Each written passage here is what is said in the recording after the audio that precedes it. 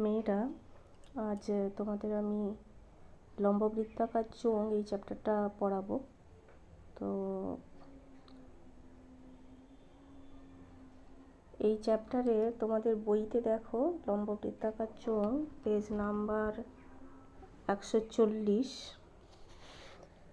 এর থিওরিগুলো দেখো বইতেই আমি দেখিয়ে দিচ্ছি। ছবিতে দেখতে পাচ্ছ একটা লম্ব বৃত্তাকার চোঙ। এই যে ছবিটা, এটা একটা লম্ব বৃত্তাকার চোঙ। এখানে একটা পেন স্ট্যান্ডের ছবি দেওয়া আছে। তো এই পেন স্ট্যান্ডের আকৃতি একটা লম্ব বৃত্তাকার।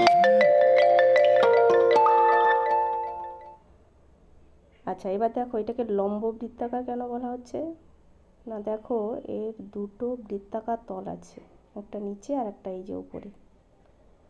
আর এই তলটা, এই যে বক্রাকার তলটা, এটা কিন্তু এই নিচের বৃত্তাকার তলের উপরে লম্বভাবে অবস্থিত। এই জন্য এটার নাম লম্ব বৃত্তাকার চোঙ।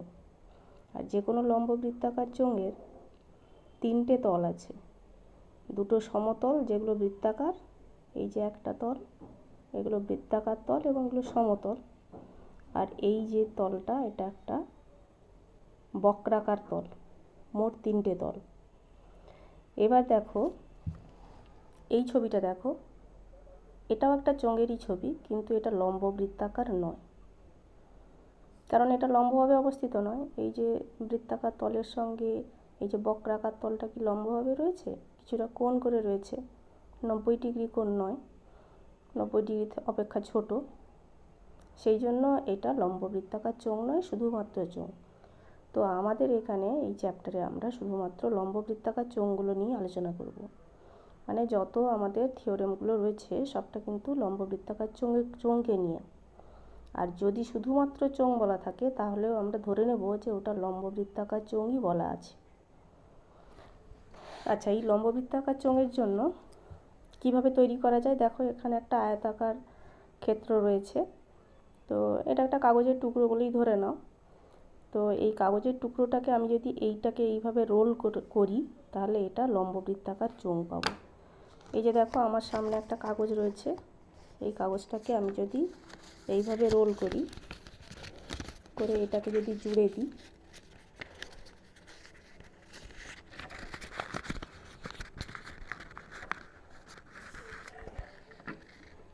এই যে দেখো এটাকে আমি জুড়ে দিতে এটা একটা লম্ব বৃত্তাকার চোঙ আকৃতি হয়েছে কিন্তু। ঠিক আছে, এটা কিন্তু দেখো এটা একটা আয়তাকার ক্ষেত্রই ছিল। তো এই আয়তাকার ক্ষেত্রের এখানে দেখো দৈর্ঘ্যটা হচ্ছে এল একক, এল একক হচ্ছে তার দৈর্ঘ্য, আর প্রস্থ হচ্ছে বি একক। তাহলে যখন আমি এটাকে রাউন্ড করছি, তখন এই যে অংশটা, এই বি অংশটা কোনটা হলো না, এটাই তোমার এই উচ্চতা দাঁড়িয়ে গেল। এই বিটাই, এটা আমি ঘুরিয়ে নিয়ে এসে যখন এইভাবে এখানে সেলো টেপ দিয়ে আটকে দেব, তখন এইটাই হয়ে গেছে তার উচ্চতা, লম্ব বৃত্তাকার চোঙের উচ্চতা। আর এই যে দৈর্ঘ্যটা এল একক, সেটা কিন্তু রাউন্ড হয়ে ঘুরে এলো, দিয়ে সেলো টেপ দিয়ে এখানে আটকানো হয়েছে। তাহলে এর দৈর্ঘ্যটা হয়ে গেল এর বৃত্তাকার তলের ক্ষেত্রফল। এবার যদি এই একটা বৃত্তাকার তল পাই, তার একটা ব্যাসার্ধ থাকবে, এই ব্যাসার্ধটাকে আমরা আর একক বলে ধরে নিলাম। তাহলে এটা যদি আর একক হয়, তাহলে এর পরিধির দৈর্ঘ্যটা হচ্ছে 2 পাই আর একক। তাহলে এই 2 পাই আর একক হচ্ছে এই এল এককের সঙ্গে সমান হবে। পরিধিটা এই আয়তাকার ক্ষেত্রের দৈর্ঘ্যের সঙ্গে সমান হবে। তাহলে দেখো এবার এই আয়তাকার কাগজের ক্ষেত্রফল যেটা, সেইটাই কিন্তু রাউন্ড হয়ে চলে এসেছে, এর বক্রাকার তল তৈরি করেছে। এই আয়তাকার ক্ষেত্রের ক্ষেত্রফল যেটা, সেটাই কিন্তু এই লম্ব বৃত্তাকার চোঙের বৃত্তাকার তলের ক্ষেত্রফল বা বক্রতলের ক্ষেত্রফল। বৃত্তাকার তল নয়, এটা বক্রতল বলবো, এটা বক্রতল। তো এই বক্রতলের ক্ষেত্রফলটা তাহলে এটা এল ইন্টু বি। আমার আয়তক্ষেত্রের ক্ষেত্রফলের সূত্রে কি হয়, এল ইন্টু বি। তো এই এলটা আবার আমরা কি বললাম, এটা হচ্ছে এই বৃত্তাকার যে তল তার পরিধির সঙ্গে সমান হয়েছে। এই এলটা রাউন্ড হয়ে ঘুরে এর পরিধির সঙ্গে সমান হয়েছে, তাহলে পরিধিটা কত, 2 পাই আর। আবার যেটা আমার বি বলছি সেটাই কিন্তু এই লম্ব বৃত্তাকার চোঙের ক্ষেত্রে উচ্চতা হয়ে গেছে, অর্থাৎ যেটা এখানে বি বলা হচ্ছে এটার ক্ষেত্রে সেটা উচ্চতা এইচ। তাহলে এল ইন্টু বির জায়গায় আমরা বলছি 2πr ইন্টু এইচ বর্গ একক। তাহলে এই আয়তাকার কাগজের ক্ষেত্রফল দাঁড়ালো 2πr/h বর্গ একক, যেটা এই লম্ব বৃত্তাকার চোঙের বক্রতলের ক্ষেত্রফল। আচ্ছা, এবার দেখো এই বক্রতলের ক্ষেত্রফলটাকে আমরা পার্শ্বতলের ক্ষেত্রফল বলে বলবো। এখানে দেখো পার্শ্বতলের ক্ষেত্রফল বলা আছে, তার মানে পার্শ্বতলের ক্ষেত্রফল বা বক্রতলের ক্ষেত্রফল বললে একই জিনিসই বোঝাবে। এবার দেখো যে তাহলে এর সমগ্রতলের ক্ষেত্রফল কি হবে। সমগ্রতল বলতে কি বোঝাচ্ছে না, এই বক্রতলের সঙ্গে সঙ্গে এই ওপরের যে বৃত্তাকার তল, নিচে একটা বৃত্তাকার তল, এই দুটো তল মিলে সমগ্রতল হচ্ছে। তাহলে মোট তো 3টে তল বলেছি, তাহলে এই 3টে তলের এই বক্রতলের ক্ষেত্রফলটা আমরা পেয়েছি 2πr/h বর্গ একক। তার সঙ্গে দুটো বৃত্তাকার তলের ক্ষেত্রফল যোগ করলে আমি সমগ্রতলের ক্ষেত্রফল পাবো। এবার প্রশ্ন অনুযায়ী এই দুটো তল যোগ হবে, একটা যোগ হবে কি একেবারেই যোগ হবে না সেটা বুঝে নিতে হবে। আমি যখন এইটা দেখালাম রাউন্ড করে, এটা তো দুটো তলই ফাঁকা, দুদিকের বৃত্তাকার তলই ফাঁকা, তাহলে এর সমগ্রতলের ক্ষেত্রফল বলতে কিন্তু শুধুমাত্র এই পার্শ্বতলের ক্ষেত্রফলটাই বোঝাবে বা বক্রতলের ক্ষেত্রফলটা বোঝাবে। কিন্তু যখন একটা পেন স্ট্যান্ড বোঝাবো, এই দেখো একটা পেন স্ট্যান্ড, এটা কিন্তু আমার লম্ব বৃত্তাকার নয়, এটা একটু অন্যরকম। তো এটাকে আমি লম্ব বৃত্তাকার বলেই ধরে নিলাম। সেক্ষেত্রে কিন্তু এর নিচে একটা তল রয়েছে, এই তলটা দেখো, এটা না থাকলে তোমার পেনটা রাখা যাবে না। সুতরাং এখানে এর এক মুখ খোলা আর এই দিকের একটা তল রয়েছে। এবার দেখো যেহেতু আমরা ধরে নিচ্ছি এই তলটা বৃত্তাকার তল, তাহলে এই বৃত্তাকার তলের ক্ষেত্রফল কি πr²। তাহলে πr², এইরকম দুটো বৃত্তাকার তলের জন্য 2πr²। তাহলে এই 2πr/h এর সঙ্গে যোগ হবে 2πr² বর্গ একক, দিলে আমরা কি ক্ষেত্রফল পাবো না সমগ্রতলের ক্ষেত্রফল। দেখো আমরা পরের পৃষ্ঠায় দেখতে পাচ্ছি সমগ্রতলের ক্ষেত্রফল হচ্ছে পার্শ্বতলের ক্ষেত্রফল যুক্ত দুটি বৃত্তাকার তলের ক্ষেত্রফল। দেখো 2πr/h plus 2πr², 2πr into H plus আর কমন নিয়ে এটাকে সরল করে লেখা হয়েছে। এবার দেখো যদি দেখা যায় এই যে আমরা পেন স্ট্যান্ডটার কথা এখানে বললাম, এই পেন স্ট্যান্ডের এই নিচের তলাটায় মোড়া আছে কাগজ দিয়ে, ওপরেরটা ফাঁকা, তাহলে এক্ষেত্রে এর এই পার্শ্বতলের ক্ষেত্রফলের সঙ্গে বা বক্রতলের ক্ষেত্রফলের সঙ্গে শুধুমাত্র এই নিচের বৃত্তাকার তলটা যোগ হবে। তাহলে তোমার প্রবলেম যেটা রয়েছে সেই প্রবলেমে কী রকম জিনিস দেওয়া আছে তার উপর নির্ভর করে সমগ্রতলের ক্ষেত্রফল বেরোবে।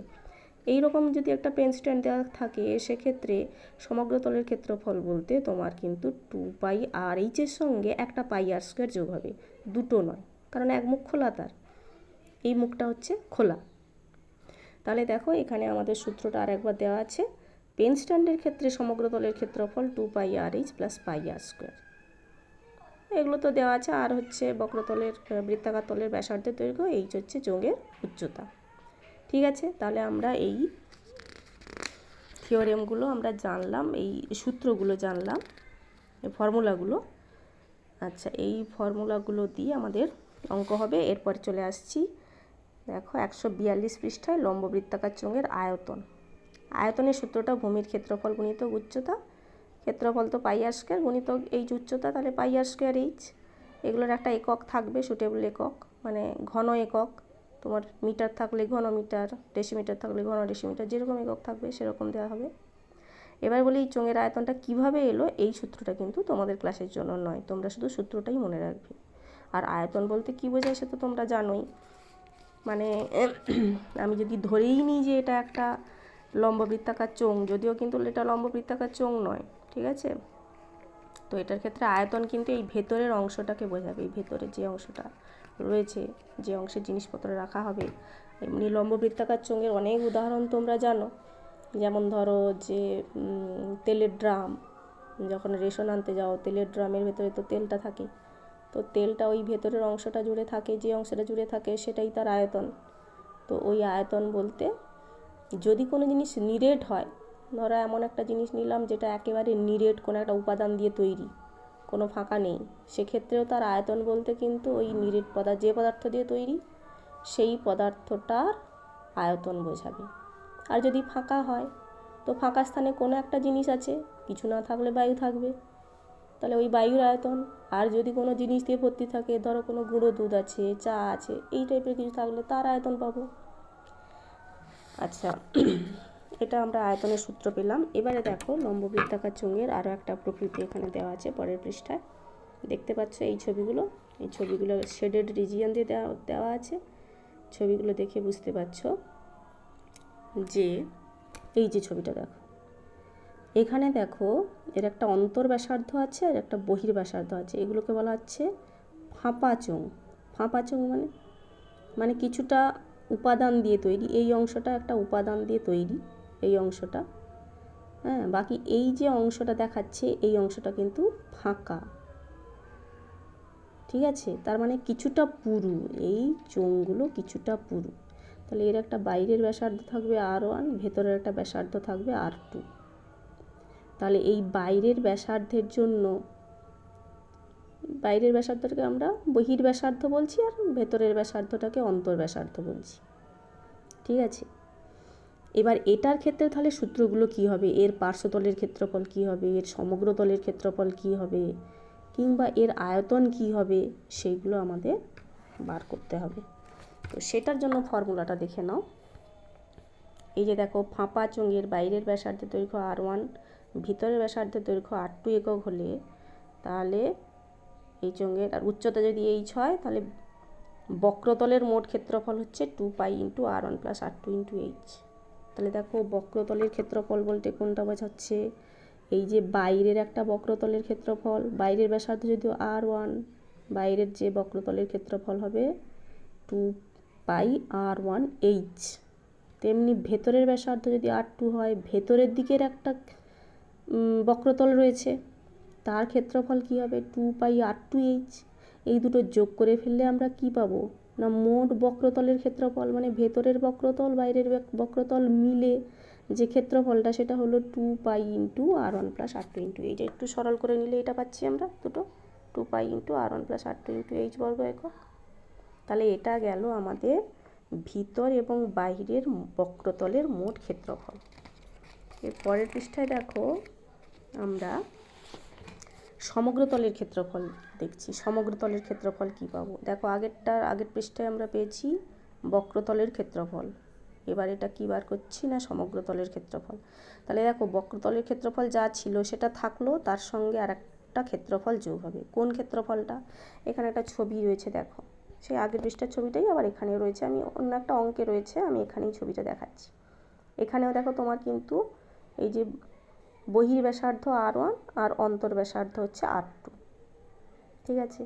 তাহলে দেখো যখন সমগ্রতলের ক্ষেত্রফল বলছে, তখন আমাদের এই ভেতরের বক্রতলগুলোর ক্ষেত্রফল চলে এসেছে, কিন্তু এই অংশের যে ক্ষেত্রফল, এই যে অংশটা, এই অংশটা, এগুলো তো এক একটা উপাদান দিয়ে তৈরি, তেমনি নিচেও এই রকম অংশ রয়েছে, এই অংশটা, এই অংশটা, ঠিক আছে। তাহলে এই অংশ দুটোর ক্ষেত্রফল যোগ হবে। তো দেখে সিমিলারিটি থেকে আমরা বুঝতে পারছি যে উপরের এই তলটার যা ক্ষেত্রফল হবে, নিচের এই অংশটারও একই ক্ষেত্রফল হবে। তো আপাতত আমরা এইটার ক্ষেত্রফলটা বলে নিই, তাকে দ্বিগুণ করে নেব। আচ্ছা, এটার ক্ষেত্রফল কি করে হবে না, দেখো এটার বাইরের যে গোটা বাইরের অংশের ক্ষেত্রফল, সেটা হচ্ছে πr1², যেহেতু এটা বৃত্তাকার তল, πr1²। ভেতরের অংশটার ক্ষেত্রফল হচ্ছে πr2²। তাহলে বিয়োগ দিয়ে দাও, বিয়োগ দিয়ে দিলে কি অংশ পাবো, এই অংশটার ক্ষেত্রফল পেয়ে যাব, সেটা হচ্ছে π × R1² - R2²। তাহলে কোনটার, এই অংশটার ক্ষেত্রফল পেলাম π × R1² - R2²। তো এইরকম আর একটা তল আছে বলে 2 দিয়ে গুণ হবে। দেখো তাহলে সূত্রটা কি পেলাম, 2π × R1² - R2² বর্গ একক। আবার তার আগে কিন্তু এটা রয়েছে, মানে এটা আমার পার্শ্বতলের ক্ষেত্রফল ছিল, ভেতরের আর বাইরের পার্শ্বতল বা বক্রতলের ক্ষেত্রফল, তার সঙ্গে এই ক্ষেত্রফলটা জুড়ে গেল, দিয়ে আমরা ক্ষেত্রফল পেলাম, সমগ্রতলের ক্ষেত্রফল পেলাম। তাহলে এই কয়েকটা ফর্মুলা নিয়েই কিন্তু আমাদের অঙ্কগুলো হবে। কিছু উদাহরণ দেওয়া আছে, তোমরা উদাহরণগুলো নিজেরা দেখবে, বুঝতে পারবে আশা করি। আমি কয়েকটা অঙ্ক তোমাদের করে দেখাচ্ছি, কষে দেখি 8-এর, যতটা করব বাকিটা তোমাদের একটু নিজেদের করতে হবে। হ্যাঁ, তো এই 4-এর অঙ্কটাই দেখো। 4-এর দাগের অঙ্কটা কি বলছে দেখো, একটি ঘরের বারান্দায় 5.6 ডেসিমিটার ব্যাসের এবং 2.5 মিটার লম্বা দুটি লম্ব বৃত্তাকার পিলার ঢালাই করতে কত ঘন ডেসিমিটার মশলা লাগবে হিসেব করে লিখি। ঠিক আছে, পরে আরেকটা অংশ রয়েছে, তার আগে আমি এইটা আমরা ভাবি। পিলার তোমরা দেখেছো, যে কোনো ঘর ঢালাই করার সময় পিলার তো আছে। তো পিলারগুলো সব সময়ের জন্য অনেক সময় আয়তঘনাকৃতিও হয়। এখনকার যে পিলারগুলো অধিকাংশই আয়তঘনাকৃতিই হয়, আবার লম্ববৃত্তাকার চোঙাকৃতিও হতে পারে। তো এটা লম্ববৃত্তাকার পিলার। তাহলে এই পিলারের ক্ষেত্রে পিলার ঢালাই করার সময় কত ঘন ডেসিমিটার মশলা লাগবে, এই এককটা দেখে নিশ্চয়ই বুঝতে পারছো এই পিলারটার আয়তন বার করতে হবে। একক ছাড়াও তোমাদের কিন্তু এমনি বোঝার উপায় আছে। একটা পিলার যখন ঢালাই করা হয়, তার মানে নিশ্চয়ই তার ভেতরের অংশটা ঢালাই করা হচ্ছে, তার মানে তার আয়তনটাই চাই। ঠিক আছে, তার মানে একক না থাকলেও তোমাকে বুঝে নিতে হতো যে এটা এখানে আয়তন বের করতে হবে, যেহেতু পিলার ঢালাই করা মানে পিলারের ভেতরের অংশে মশলা ঢালতে হয়। তাহলে আমরা এখানে কি করছি দেখো, লম্ববৃত্তাকার একটা পিলারের ব্যাসার্ধ বার করছি 5.6 ডেসিমিটার বাই 2 করে 2.8 ডেসিমিটার পেলাম, উচ্চতা পেলাম 2.5 মিটার। এটা আমরা একই এককে নিচ্ছি 25 ডেসিমিটার। তাহলে লম্ববৃত্তাকার পিলারের আয়তন হলো কত না 2 × πr²h, দুটো যেহেতু সামনে একটা 2 গুণ হয়েছে। আর এই অঙ্কগুলো তোমাদের বলেছি বারবার, অঙ্কগুলো কাটাকুটি করার সময় সবচেয়ে সংক্ষেপে করার চেষ্টা করবে। ঠিক আছে, এই দেখো 7 2.8 কাটলে 0.4 হলো, তাহলে 25 4 কত 100, দশমিক যেহেতু আছে তাহলে 100 জায়গায় হলো কত 10, সেই 10-এর সঙ্গে আমি 2.8 গুণ করলাম, কত হলো 28, 28 দিয়ে কত 56, সেই 56-এর সঙ্গে 22 গুণ হলো। দেখো পাশে আমি কিন্তু এই গুণটা করে দেখিয়েছি, তোমরা সব সময় কিন্তু হিসেব করার সময় পাশে এইভাবে রাফ ওয়ার্কটা করে দেখাবে, অন্য কোথাও নয় কিন্তু। তাহলে 1232 ঘন ডেসিমিটার পেলাম।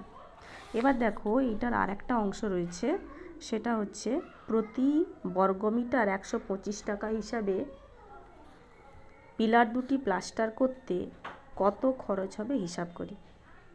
তাহলে দেখো এটা প্লাস্টার করার কথা বলছে। প্লাস্টার তোমরা জানো যে পিলারের ক্ষেত্রে প্লাস্টার যখন করছি কিন্তু তার বাইরের যে পার্শ্বতল বা বক্রতল সেটাকেই প্লাস্টার করতে হচ্ছে।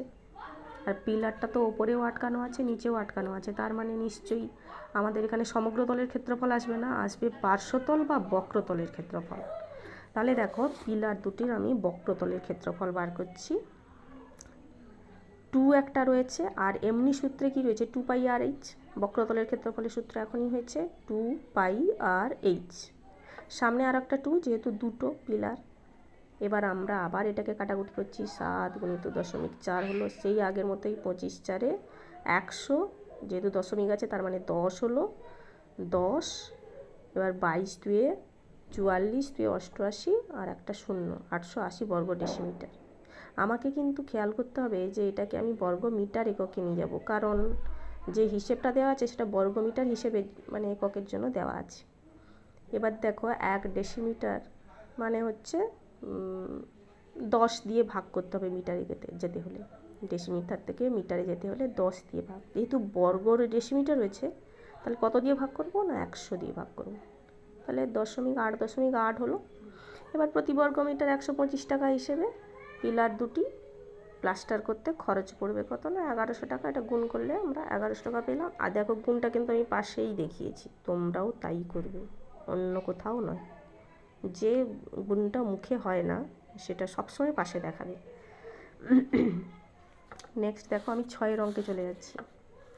6-এর অঙ্কটা দেখো কি বলছে, সমান ব্যাস ও সমান উচ্চতা বিশিষ্ট 3টি জারের প্রথমটি 2/3 অংশ, দ্বিতীয়টির 5/6 অংশ, তৃতীয়টির 7/9 অংশ লঘু সালফিউরিক অ্যাসিডে পূর্ণ ছিল। ওই 3টি জারের অ্যাসিড যদি 2.1 ডেসিমিটার দৈর্ঘ্যের ব্যাসের একটি জারে রাখা হয় তবে জারে অ্যাসিডের উচ্চতা 4.1 ডেসিমিটার হয়।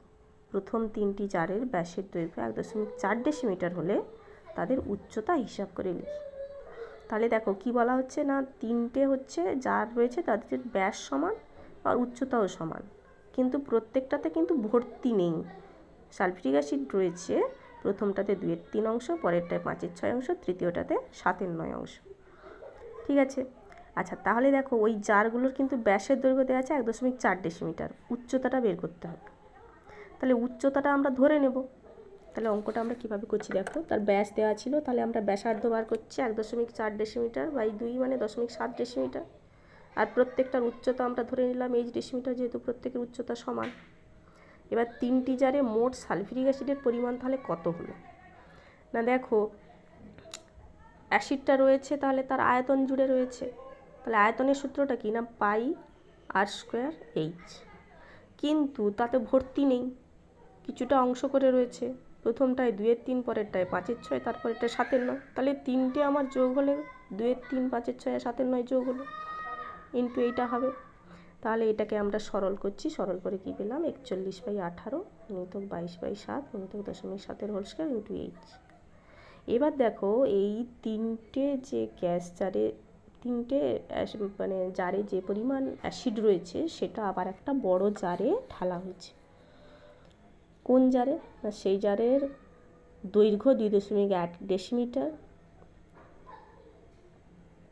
দৈর্ঘ্যের 2.1 ডেসিমিটার দৈর্ঘ্যের ব্যাসের একটি জারে রাখা হয়েছে, আর উচ্চতা কত হলো 4.1 ডেসিমিটার।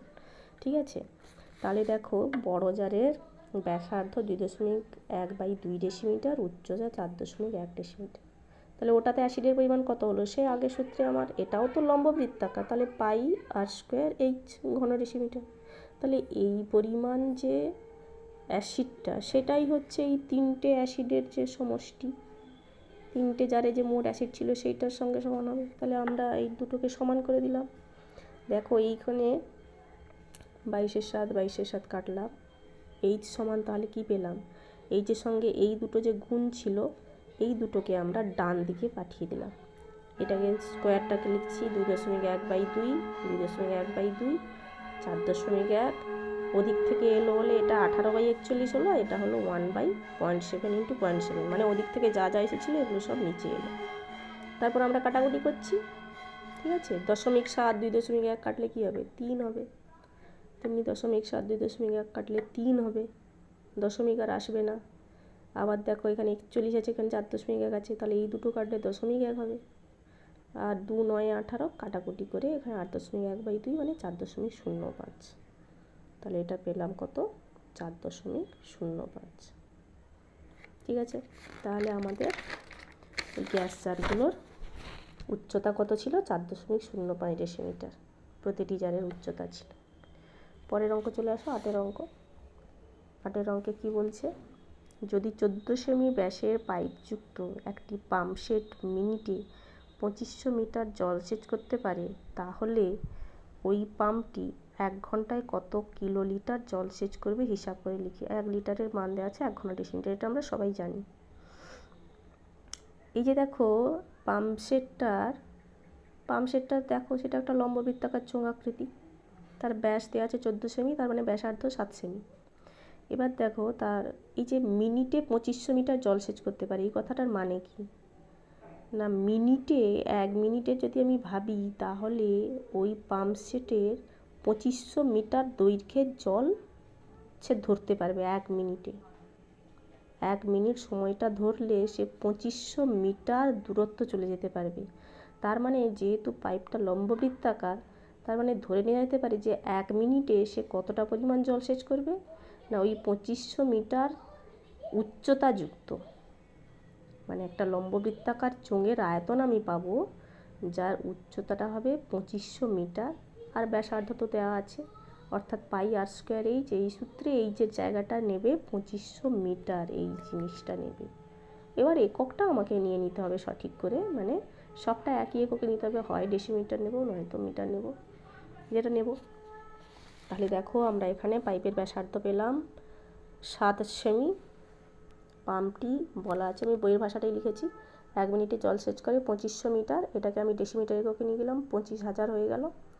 পাম্পটি তাহলে 1 ঘন্টায় জলসেচ করে কত না, এটা সেমি এককে ছিল সেই জন্য 1 ঘন্টা যেহেতু বলছি, মিনিটে আমার 2500 মিটার, তাহলে 60 মিনিট মানে 1 ঘন্টা, তাহলে 60 গুণিত পাই আর স্কোয়ার এইচ।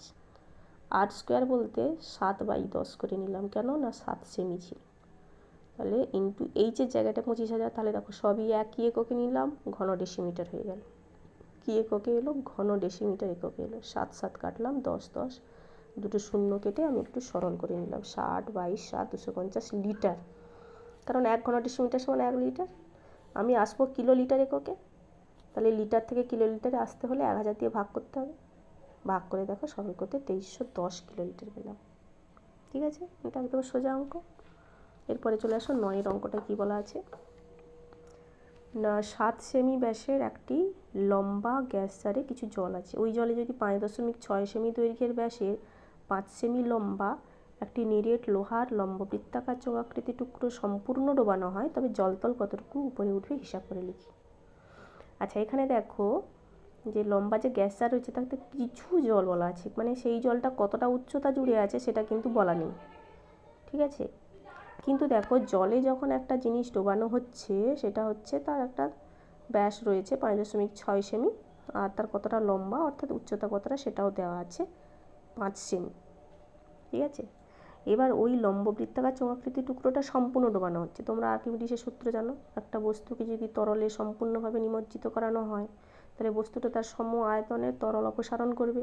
অপসারণ করলে সেটা যাবে কোথায় না, সেটা যদি ভর্তি থাকে জলটা তাহলে তরলটা তাহলে উপচে পড়বে সমায়তনের জল বা তরল। আর যদি না ভর্তি থাকে, এই যে কিছু জল আছে তার মানে কিছুটা ফাঁকা আছে, তো সেই ফাঁকা অংশটাই সে দখল করবে। তার মানে ফাঁকা অংশে যে পরিমাণ জলতলের উচ্চতাটা বাড়বে, সে বস্তুটা যখন জল অপসারণ করলো সম আয়তনের, সেই জলটা যাবে কোথায়? সেই জলটা ওই জারেই, গ্যাস জারেই কিছুটা ওপরে উঠবে। সেই ওপরে উঠবে যতটা, সেটা যদি উচ্চতা আমরা এইচ ধরে নিই, তাহলে সেই অংশের আয়তন কত হলো? সেই আয়তনটা এই বস্তুর আয়তনের সমান হবে। বস্তু বলতে চোঙাকৃতির টুকরো, এর আয়তনের সঙ্গে সমান হবে, তাই তো? আচ্ছা, তাহলে আমরা অঙ্কটা করছি। গ্যাসারের ব্যাসার্ধ কত না 7/2 সেমি, 3.5 সেমি। চোঙাকৃতি টুকরোর ব্যাসার্ধ 5.6 সেমি বাই 2, উচ্চতা 5 সেমি। তাহলে ওই টুকরোর আয়তন কত হলো না পাই আর স্কোয়ার এইচ ঘন সেমি। দেখো এই অঙ্কগুলোই আমি কিন্তু কোথাও এইটার মান কত হলো লিখছি না, এটাই কিন্তু তোমাদের সরল করার একটা পদ্ধতি। কেন লিখছি না তার কারণটা কি না, আমাকে তো আয়তন চাইনি, আমাকে একটু সরল করে আনতে হবে কতটা জলতল উঠেছে। তার মানে একটা সম্পর্কে আসতে হবে, একটা সমীকরণ বা সম্পর্কে আসতে হবে। তাহলে সেই সমীকরণটা গঠন করার পরে পরে হয়তো দেখা যাবে যে আমি এখানে সহজে অন্য এই পাইগুলো কেটে ফেলতে পারি, তাহলে আমি আগে কেন সরল করতে যাব, সেটা আরও জটিল হয়ে যাবে। তাহলে সেই জন্য আমরা এখানে কিন্তু এই স্টেপে কখনো মানটা লিখব না, যদি না বলা থাকে যে টুকরোটার আয়তন কত। ঠিক আছে, তাহলে আমরা ধরে নিলাম যে টুকরোটি গ্যাস জারে সম্পূর্ণ নিমজ্জিত করলে আমরা ধরে নিলাম যে জলতল এইচ সেমি উপরে উঠবে। তাহলে পাই আর স্কোয়ার এইচ, অর্থাৎ মানে যে পরিমাণ জল অপসারণ করলো তার আয়তন, সেটা সমান কি না ওই টুকরোটার আয়তন। টুকরোটা তো তার সমায়তনের জল অপসারণ করবে। ব্যাস, তাহলে এই সম্পর্ক থেকে সরল করে এইচ সমান আমরা এইটা সরল করে পেলাম। দশমিকগুলো তুলে দিয়েছি, 16/5 সরল করতে 3.2। তার মানে জলতল কত হবে? 3.2 সেমি উপরে উঠবে। ঠিক আছে, এবারে দেখো আমি এই 10 পর্যন্ত তোমাদের থাকলো। ঠিক আছে, যে কটা অঙ্ক আমি করিয়েছি বাকি অঙ্কগুলো তোমরা নিজেরা করবে। পরের দিন আমি এই চ্যাপ্টারটা শেষ করব। তো আজকে আরেকটু আমি এই এমসিকিউর অঙ্কগুলো একটু দেখিয়ে দিই 19-এর এ। পরের দিন আমি বাকি 11 থেকে 18 অবধি তখন দেখাবো। দেখো দুটো লম্ববৃত্তাকার নিরেট চোঙের ব্যাসার্ধ দেওয়া আছে। এই দুটো অঙ্ক একই টাইপের, আমি একটা অঙ্ক করছি। 2-এর অঙ্কটা দেখো, দুটি লম্ববৃত্তাকার নিরেট চোঙের ব্যাসার্ধের দৈর্ঘ্যের অনুপাত 2:3, উচ্চতার অনুপাত দেওয়া আছে 5:3। আয়তনের অনুপাত কত? এই অঙ্কগুলো করার জন্য তোমাদের 1 নম্বরের এমসিকিউর অঙ্কগুলো এইভাবে একটা লাইন টেনে দিবে। ঠিক আছে, R1:8 সমান 2:3, H1:H2 সমান 5:3। এগুলোর ব্যাখ্যা দেওয়া দরকার নেই যে এটা ব্যাসার্ধ, এটা উচ্চতা। দিতে পারো, কেউ দিলে তো অসুবিধা কিছু নেই। সংক্ষেপে, এমসিকিউ মানে সংক্ষেপে করা। তাহলে দেখো তাদের আয়তনের অনুপাত, আয়তন তো আমরা জানি পাই আর স্কোয়ার এইচ। তো তো সেই সূত্রে আমাদের যেহেতু R1 R2 দুটো ব্যাসার্ধ রয়েছে, দুটো উচ্চতা রয়েছে, তাহলে পাই R1 স্কোয়ার H1 পাই R2 স্কোয়ার H2 হবে। এই অনুপাতটা কত হবে? তাহলে আমি সরল করে ফেললে R1/R2 whole square into H1/H2, এইগুলো নিচে চলে আসবে। তার মানে R1/R2 whole square into H1/H2। মানগুলো বসিয়ে দিচ্ছি এখানে 2/3, এখানে 2/3 হোল স্কোয়ার, এটা 5/3, 20/27। তাহলে অনুপাতটা কত হবে?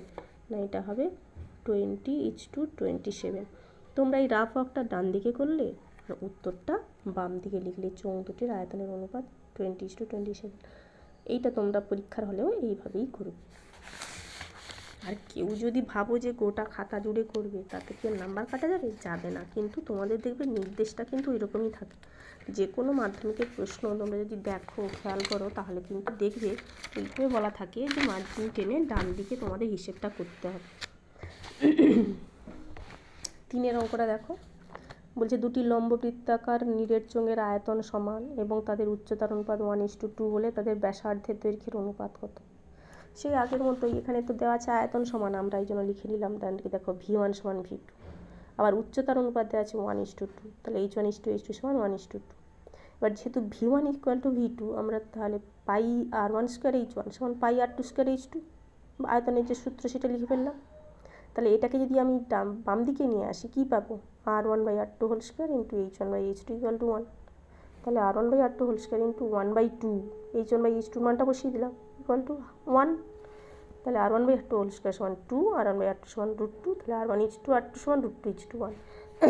বাম দিকে দেখো আমি শুধু উত্তরটা লিখেছি, চোঙ দুটির ব্যাসার্ধের দৈর্ঘ্যের অনুপাত √2:1, যেটা আমার অপশান বি হলো। 5 অঙ্কটা দেখো, একটি লম্ব বৃত্তাকার চোঙের ব্যাসার্ধের দৈর্ঘ্য দ্বিগুণ এবং উচ্চতা অর্ধেক করা হলে বক্রতলের ক্ষেত্রফল পূর্বে চোঙের বক্রতলের ক্ষেত্রফলের কত গুণ হবে? এখানে 4টা অপশান দেওয়া আছে। ব্যাসার্ধের দৈর্ঘ্য দ্বিগুণ আর উচ্চতা অর্ধেক করা হলো। তাহলে আমি দেখো ব্যাসার্ধটাকে আগে আর ধরলাম, উচ্চতা H ধরলাম। বক্রতলের ক্ষেত্রফলের সূত্র জানি, S = 2πr/h। এবার তাহলে পরবর্তী যে বক্রতলের ক্ষেত্রফল সেটাকে আমরা S1 বললাম।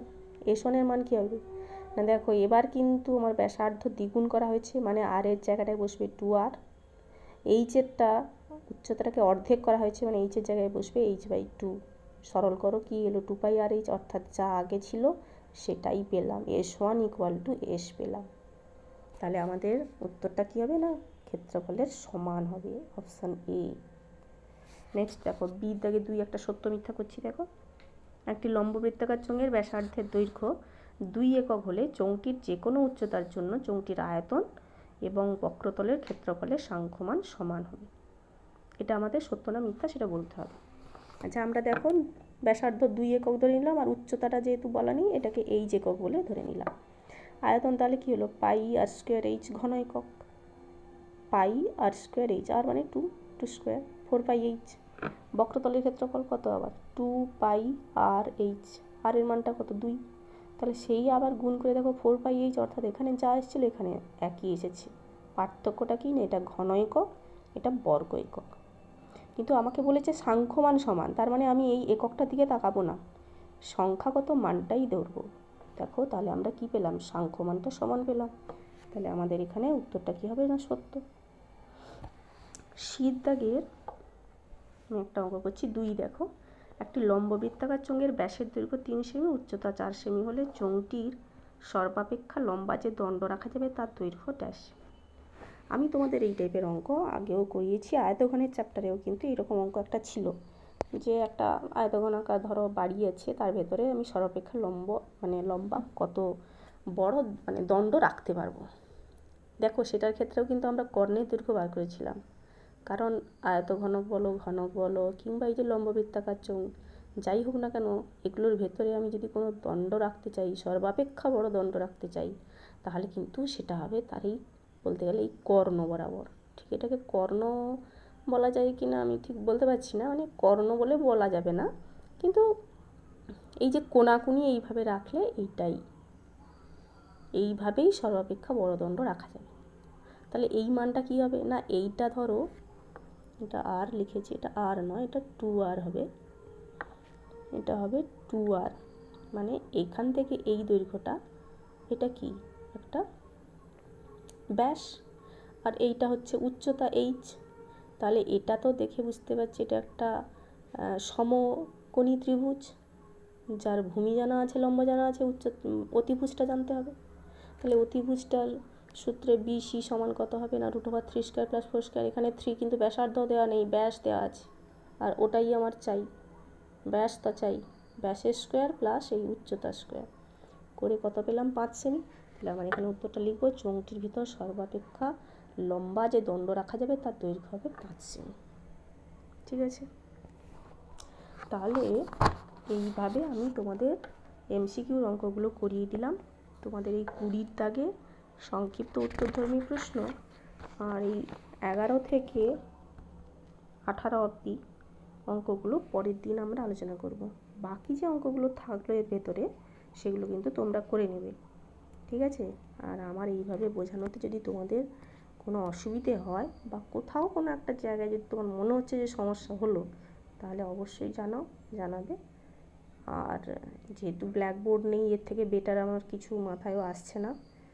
আর এবং এই চ্যাপ্টারটা শেষ হলে এই চোঙের ওপর রিলেটেড যদি অন্য কোনো প্রশ্ন থাকে, যেটা করতে গিয়ে তোমরা কোনো প্রশ্ন বিচিত্রা করতে গিয়ে যদি আটকে যাও, তাহলেও জানাবে অবশ্যই। আর তাছাড়া তো বললাম যে আমার বোঝানোতেও যদি তোমাদের কোথাও সমস্যা থেকে যায় তাহলেও বলবে। ঠিক আছে, সবাই ভালো থেকো, বাড়িতে থাকো, আর টিচাররা যা বলছেন একটু ফলো করো। রাখছি আজকের মতো, আজকে ক্লাসটা একটু তোমরা আমার সঙ্গে অন্তত চলতে থাকবে। আমি জানি তোমরা নিজেরা বাড়িতে নিজেদের মতো করে এগোচ্ছ, তবুও ক্লাসে যেটা হচ্ছে, এই ক্লাসে যেটা হয়ে গেল সেটা কিন্তু আর স্কুলে হবে না। সুতরাং এইটা তোমরা ফলো করো।